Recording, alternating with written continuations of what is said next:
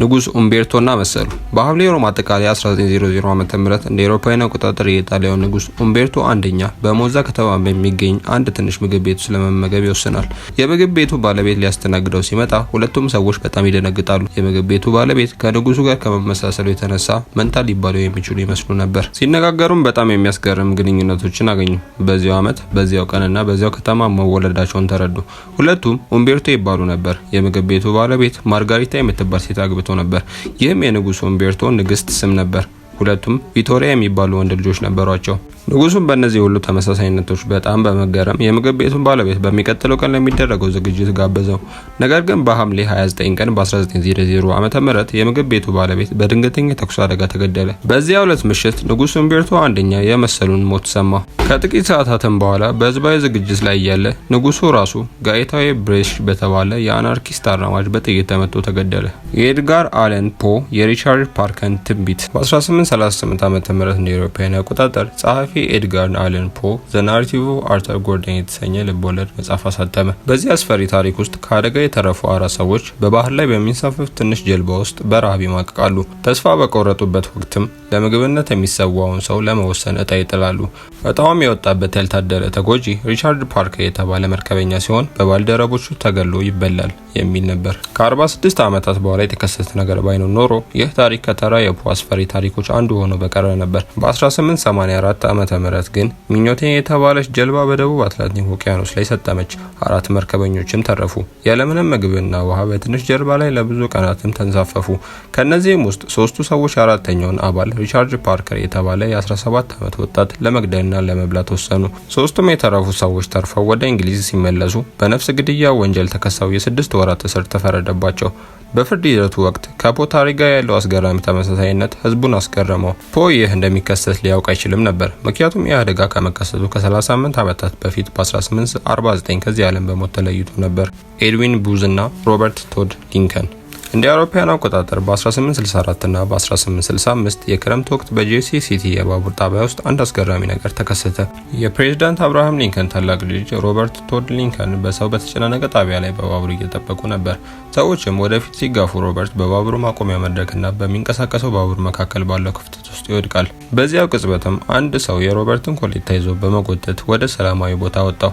ይህ ሰው ኤድዊን ቡዝ የተባለ ታዋቂ ተዋናይ በአሜሪካ የእርስ በርስ ጦርነት ወቅት ለፌዴራል መንግስቱ ታማኝ በነበረው የዩኒየን ደጋፊ ነበር። ሮበርት ተዋናዩን ስለሚያውቀው አመሰገነው። ኤድዊን ግን የፕሬዝዳንቱ ልጅ እንዳዳነ በወቅቱ አላወቀም ነበር። ኤድዊን ይህንን ያወቀው ቆይቶ ከሮበርት ጋር ከሚሰራ ጓደኛው በሰማው መረጃ ነበር። ይህ መረጃ ለኤድዊን በቅርቡ አሳዛኝ ትርጉም ይዞ መጣ። ይህንን ማዳን ካከናወነ ከጥቂት ወራት በኋላ በሚያዝያ 14 ቀን 1865 ዓመተ ምህረት የኤድዊን ታናሽ ወንድም ጆን ዊልሰን ቡዝ በፎርድ ቲያትር ቤት ፕሬዝዳንት ሊንከንን በጥይት መቶ ገደላቸው። እስኪያስቡት አንደኛው ወንድም ሊንከን ሲያድን፣ ሌላኛው ወንድም ደግሞ ሊንከንን ገደለው። ታሪኩ ይበልጥ እንግዳ እየሆነ ይሄዳል። ሮበርት ቶድ ሊንከን በሌሎቹ ሁለት ፕሬዝዳንት ግድያ ወቅት በአቅራቢያቸው ነበር። በ1881 ዓመተ ምህረት ፕሬዝዳንት ጋርፊሌ በጥይት ሲመቱና በ1901 ዓመተ ፕሬዝዳንት ማክኒሌ ሲገደሉ እዚያው ቅርብ ነበር። ይህ ሁኔታ በጣም ስለረበሸው ከጊዜ በኋላ በፕሬዝዳንታዊ ዝግጅት ላይ ለመገኘት ፈቃደኛ አልነበረም። የሱቶሞ ያጋሙቺ የሁለት አቶሚክ ቦምቦች ተራፊ ታሪክ በነሐሴ 1945 ዓመተ ምህረት ሱቶሞ ያጋሙቺ የተባለ የ29 ዓመት ጃፓናዊ መሐንዲስ ለስራ ጉዳይ ወደ ሂሮሺማ ተጉዞ ነበር። በነሐሴ 6 ቀን ጠዋት ወደ መርከቡ ማምረቻ እየተጓዘ ሳለ የአሜሪካ የጦር አውሮፕላን በሰማይ ላይ ሲበራ ተመለከተ።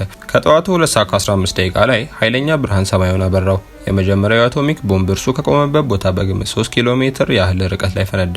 የፍንዳታውም ኃይል ያማጉቺን መሬት ላይ የጣለው ሲሆን የጆሮ ታምቡሩን አበላሽቶ የሰውነቱን ግራ ክፍል በከፍተኛ ሁኔታ አቃጠለው። ከደረሰበት ጉዳት ጋርም ቢሆን መጠለያ አግኝቶ ሌሊቱን በፈረሰችው ከተማ ውስጥ ካሳለፈ በኋላ በሚቀጥለው ቀን ወደ ባቡር ጣቢያው አመራ።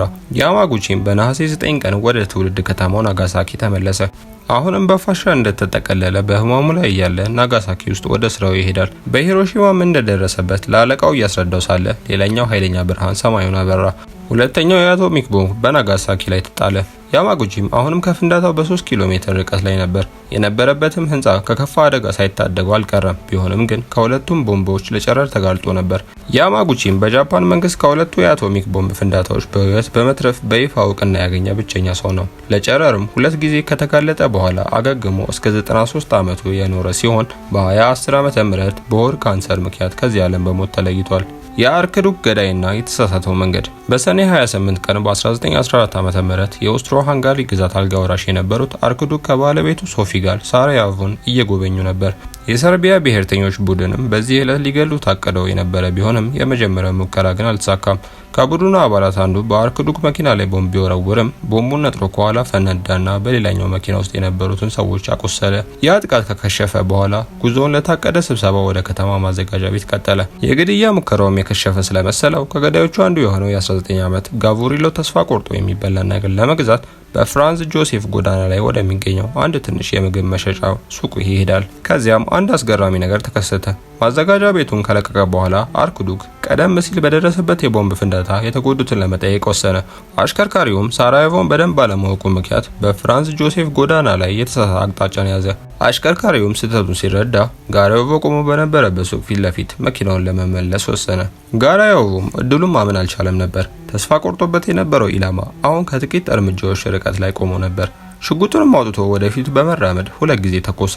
አርክዱክን አንገቱ ላይ፣ ባለቤቱን ሶፊን ደግሞ ሆዷ ላይ መታቸው። ሁለቱም በጥቂት ደቂቃዎች ውስጥ ህይወታቸው አለፈ።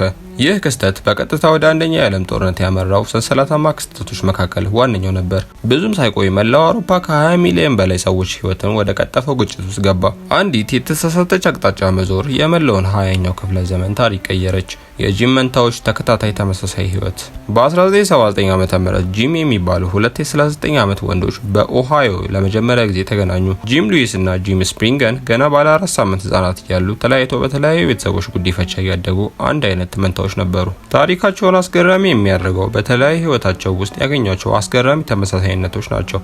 ሁለቱም ጂሞች አንደኛው ስለሌላኛው ሳያውቅ ወንዶች ልጆቻቸውን ጄምስ ብለው ሰይመው ነበር። ሁለቱም ጂሞች ቶይ የተባለ ውሾችን አሳድገዋል። በትምህርት ቤት ሁለቱም በሂሳብ ጎበዝ የነበሩ ቢሆንም በፊደል አጻጻፍ ላይ ግን ችግር ነበረባቸው። ሁለቱም የእንጨት ስራን እንደ ተወዳጅ የትርፍ ጊዜ ማሳለፊያ ያዘወትሩ ነበር። በአዋቂነት ህይወታቸው ውስጥ የነበሩ ተመሳሳይነቶች ደግሞ ይበልጥ አስገራሚ ነበሩ።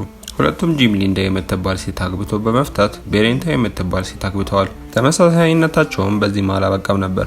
ሁለቱም ወንዶች አንድ አይነት የሲጋራ ምርት ያጨሱ፣ አንድ አይነት ቢራ ይጠጡ፣ አንድ አይነት የቼቭሮሌት ምርት መኪና ይነዱ ነበር። ሳይንቲስቶች ስለ ጂም መንታዎች ሲሰሙ በጣም ተገርመው ነበር። አንዳንድ ተመሳሳይነቶች ተመሳሳይ በሆኑ ጂኖች ሊገለጹ ቢችሉም እንደ ሚስቶቻቸው፣ ልጆቻቸውና የቤት እንስሶቻቸው ስሞች ያሉ ሌሎች ብዙ ነገሮች ግን ሊብራሩ አይችሉም። ላይክ እና ሰብስክራይብ ማድረጋችሁን አትርሱ።